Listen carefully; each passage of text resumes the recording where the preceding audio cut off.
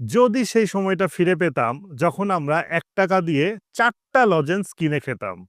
আর যদি সেই সময়টা ফিরে পেতাম যখন মিমি অরেঞ্জ চকলেট এবং মিমি মিল্ক চকলেট আমাদের অনেক পছন্দের ছিল। ইস!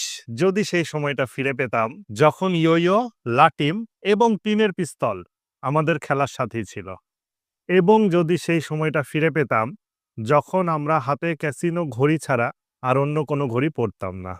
যদি সেই সময়টা ফিরে পেতাম যখন আমাদের বিকেলের নাস্তায় থাকতো শুধুমাত্র নাবিস্কো গ্লুকোজ বিস্কিট। আর সত্যিই যদি সেই সময়টা ফিরে পেতাম যখন সন্ধ্যার পরে কারেন্ট চলে গেলে আমরা হারিকেন জ্বালিয়ে পড়তে বসতাম।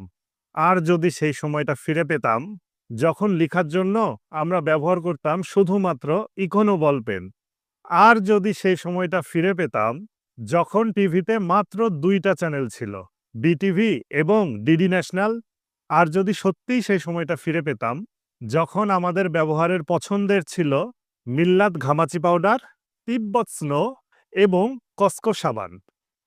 এবং সত্যিই যদি সেই সময়টা ফিরে পেতাম যে সময় স্মার্ট, এলইডি অথবা রঙিন কোনো টেলিভিশন ছিল না। ছিল শুধুমাত্র সাদা কালো টেলিভিশন।